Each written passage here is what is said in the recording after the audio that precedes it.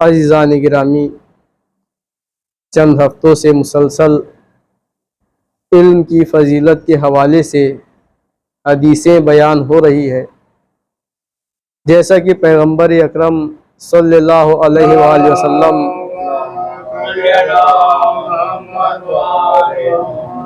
ارشاد فرما رہے ہیں کہ علم کا سیکھنا ہر مسلمان مرد اور عورت پر فرض ہے۔ علم کو سیکھنے کے لیے دین اسلام میں بہت زیادہ تاکید کی گئی ہے، اور جو انبیاء اور رسولوں کا سلسلہ ہے وہ بھی اسی حوالے سے ہے کہ وہ علم سکھانے آئے تھے، حکمتیں سکھانے آئے تھے، تزکیے کے لیے آئے تھے، لوگوں کو اچھا بنانے آئے تھے۔ تو پیغمبر اکرم نے بتا دیا کہ اگر تمہیں کامیاب ہونا ہے تو تمہیں علم سیکھنا ہوگا، لہٰذا پیغمبر اکرم نے ارشاد فرما دیا کہ علم کا سیکھنا ہر مسلمان مرد اور عورت پر فرض ہے۔ علم کی فضیلت کے حوالے سے امام محمد باقر علیہ السلام ارشاد فرماتے ہیں،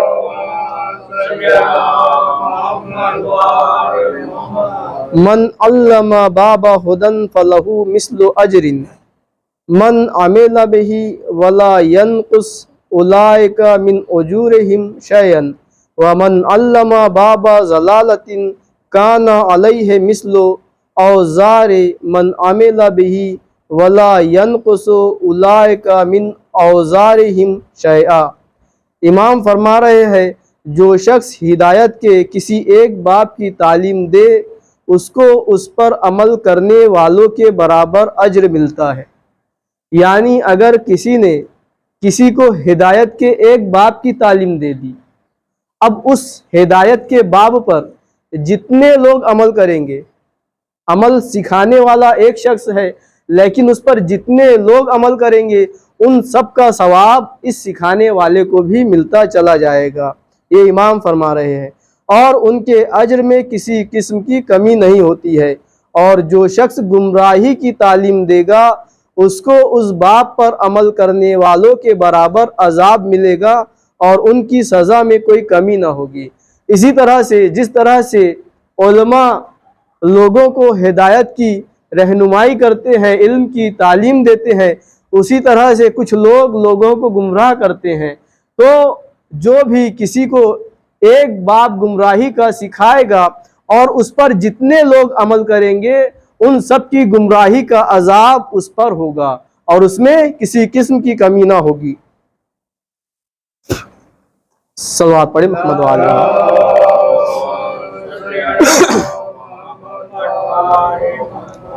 ایک اور حدیث میں امام محمد باقر علیہ السلام ارشاد فرماتے ہیں،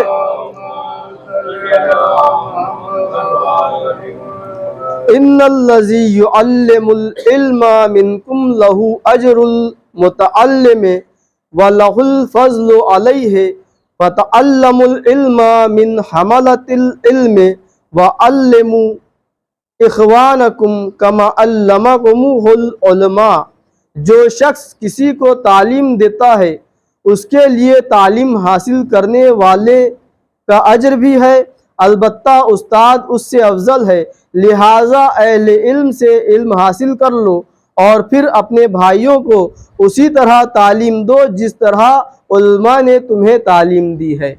یعنی ایک تو علماء کا فریضہ ہے تعلیم دینے کا، یعنی جو علم حاصل کر کے آئے ہیں ان کا یہ فریضہ ہے کہ وہ مومنین کے درمیان علم کو تقسیم کرے، علم کو سکھائے، اور وہ لوگ جو علم سیکھ رہے ہیں یا سیکھ چکے ہیں تو ان کو بھی امام فرما رہے ہیں ان پر بھی فرض ہے جو چیز وہ سیکھ چکے ہیں وہ اپنے برادر مومن کو بھی سکھائے۔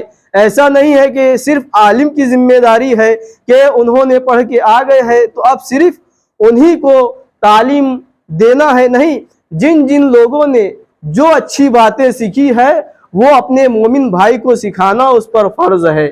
اسی لیے تو حکم آیا ہے امر بالمعروف اور نہی عن المنکر کا، اسی کو امر بالمعروف اور نہی عن المنکر کہتے ہیں، یعنی اچھی بات کی تعلیم دینا اور بری بات سے روکنا۔ ابو بصیر کی روایت ہے کہ امام جعفر صادق علیہ السلام نے فرمایا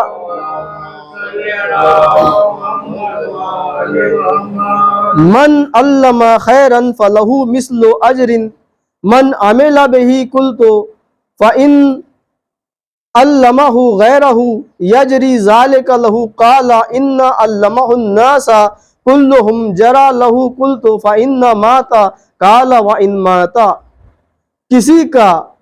کسی کار خیر کی تعلیم دینے والے کا اجر اس پر عمل کرنے والے کے برابر ہے۔ میں نے عرض کی کہ اگر کسی دوسرے کو بھی وہی تعلیم دے تب بھی وہی اجر ہوگا؟ آپ نے فرمایا اگر تمام لوگوں کو تعلیم دے تب بھی وہی اجر ملتا رہے گا۔ میں نے پھر عرض کی اور اگر مر جائے تب بھی؟ آپ نے فرمایا اگر مر بھی جائے تب بھی وہی اجر ملتا رہے گا۔ یعنی اگر کسی نے ایک ہدایت کی تعلیم دے دی ہے تو مرنے کے بعد بھی اسے اس کا اجر ملتا رہے گا۔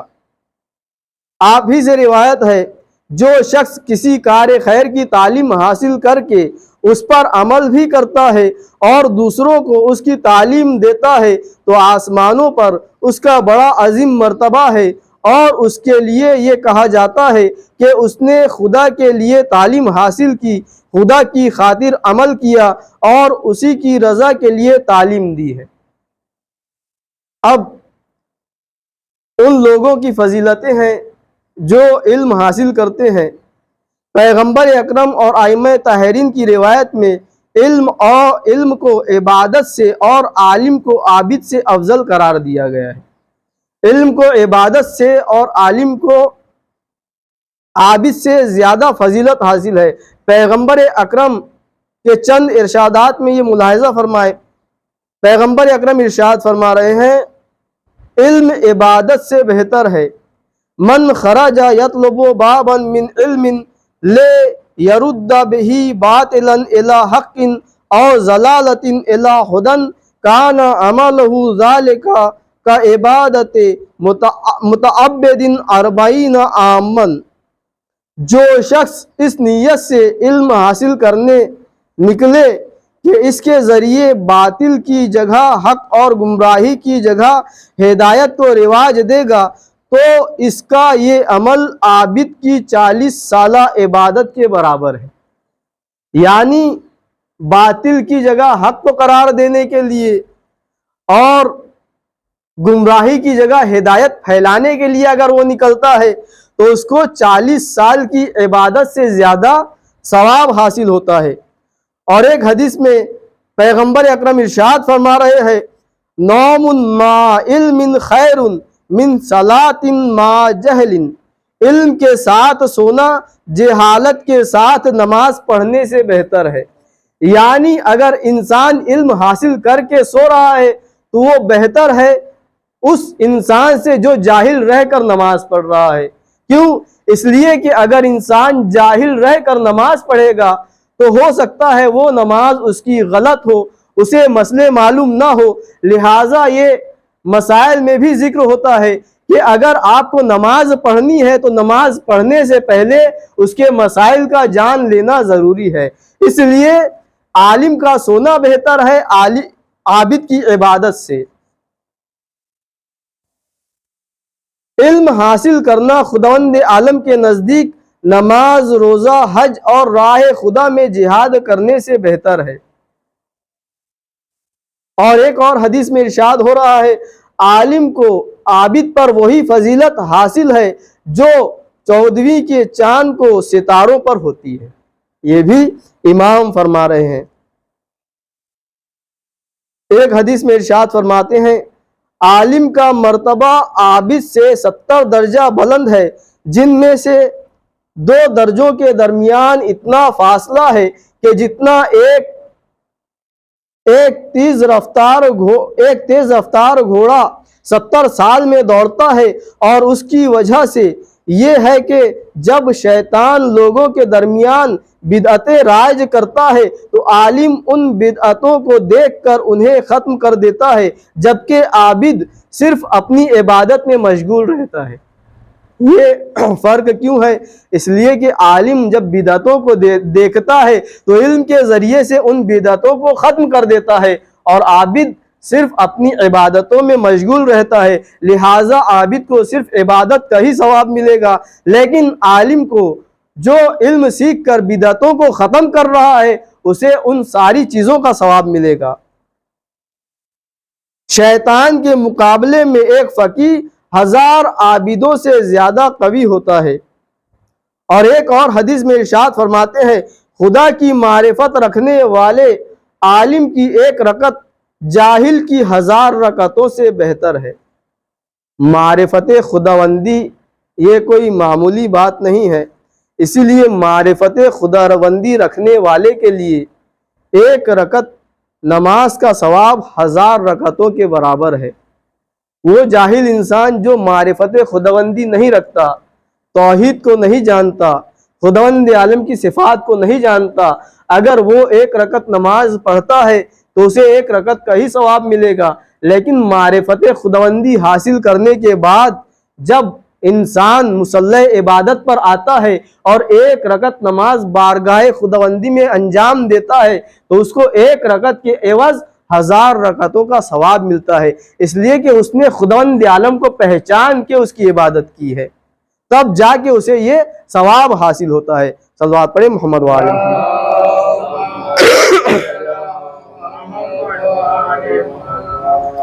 عزیزان گرامی، یہ علم حاصل کرنا نہایت ضروری ہے۔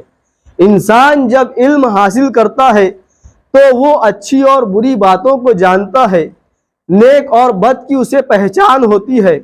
عزیزان گرامی، اس طاقت کو آیت اللہ خمینی رحمۃ اللہ علیہ جانتے تھے، اسی لیے جب ایران آزاد ہوا تو سب سے پہلے انہوں نے جس چیز کا حکم دیا ہے وہ اسی چیز کا حکم دیا۔ انہوں نے تمام ایران سے یہ کہہ دیا کہ جو عالم ہے، جو جاننے والے ہیں، وہ آمادہ ہو جائے کہ وہ پڑھانے کے لیے آمادہ رہے، اور جتنے بھی جاہل ہیں وہ پڑھنے کے لیے آمادہ رہے۔ اگر ایک حاکم صرف لوگوں پہ حکومت کرنا چاہتا ہے تو وہ کبھی علم کی طرف لوگوں کو رغبت نہیں دلائے گا، بلکہ وہ یہ چاہے گا کہ لوگ جاہل رہے تاکہ زیادہ سے زیادہ اسے مانا جائے، لوگ سچائی کو نہ جان سکے۔ لیکن آیت اللہ خمینی رحمۃ اللہ علیہ نے اس علم کی طاقت کو پہچانا اور انہوں نے یہ حکم دے دیا کہ جتنے بھی جاننے والے ہیں نہ جاننے والوں کو وہ علم سکھائے تاکہ لوگ مضبوط بنے۔ جب انسان علم حاصل کرتا ہے تو علم ایک ایسی طاقت بنتی ہے کہ علم سے انسان حق اور باطل کی شناخت کر سکتا ہے۔ آج اسی لیے ایران تمام ملکوں کے سامنے کھڑا ہوا ہے، جو باطل قوتیں ہیں ان کے سامنے کھڑا ہوا ہے، وہ کس وجہ سے؟ اسی علم کی بنا پر۔ اگر انسان جاہل رہے گا تو وہ نہیں جانے گا کہ حق کیا ہے اور باطل کیا ہے۔ جو باطل کے ساتھ ہے وہ نہیں جان رہے ہیں کہ باطل کس طرح سے گمراہیوں کو پھیلا رہا ہے، باطل کس طرح سے لوگوں کو گمراہ کر رہا ہے، لیکن چونکہ ایران اہل علم ہے، وہ جانتا ہے ہدایت والے کون ہیں، حق والے کون ہیں، لہٰذا وہ فلسطین کا ساتھ دے رہا ہے۔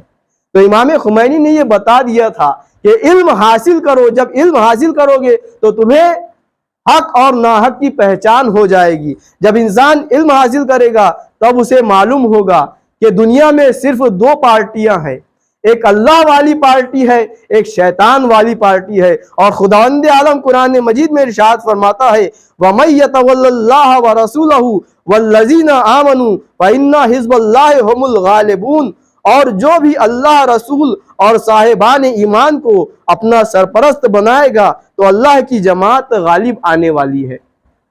یعنی یہ کون بتا رہا ہے کہ دنیا میں کتنی پارٹیاں ہیں؟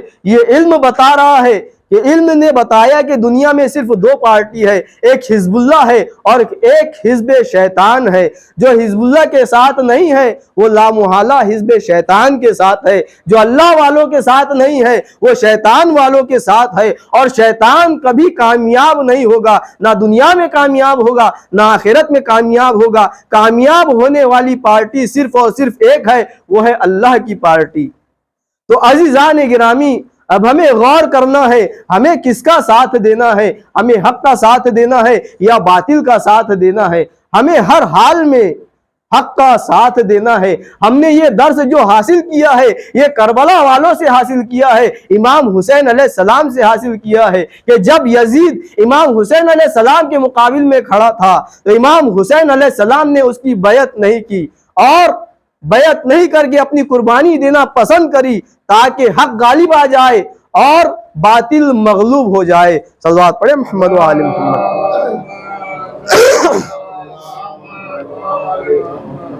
تو عزیزان گرامی، آج کا یہ دور ہے، دور حاضر، انسان پس و پیش میں ہے کہ کس کا ساتھ دے، کون حق پر ہے کون باطل پر ہے۔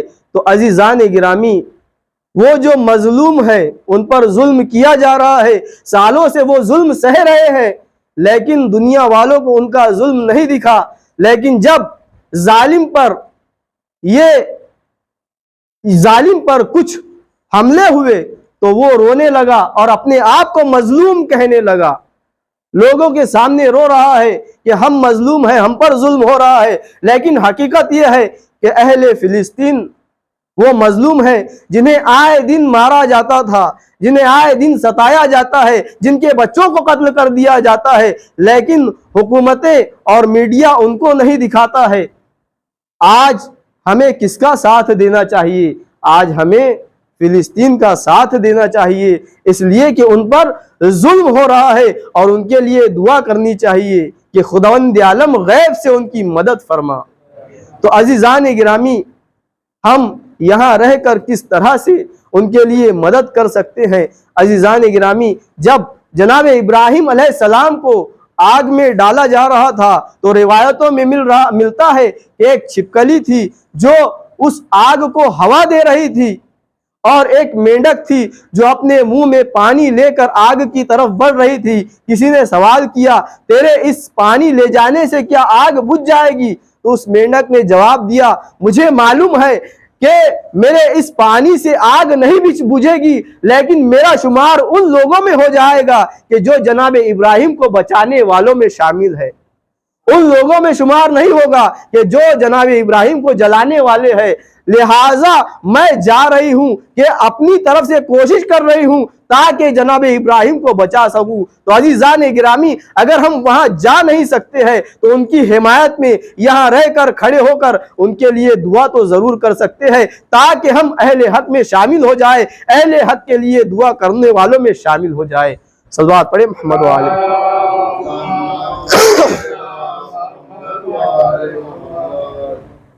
خدایا بحق محمد و آل محمد مظلوموں کی مدد فرما۔ خدایا تیری بارگاہ میں دعا ہے، جو ظالم ہے، جو ظلم کر رہا ہے، اس کو ظالم حکومت کے ذریعے سے نیست و نابود فرما، اور ہمارا حشر و نشر محمد و آل محمد کے ساتھ فرما۔ خدایا جو ملک حق کے لیے لڑ رہے ہیں ان کی غیب سے مدد فرما، اور امام زمانہ کا سایہ ان کے سر پر قائم رکھ، اور ہمارا حشر و نشر امام زمانہ کے ساتھ فرما۔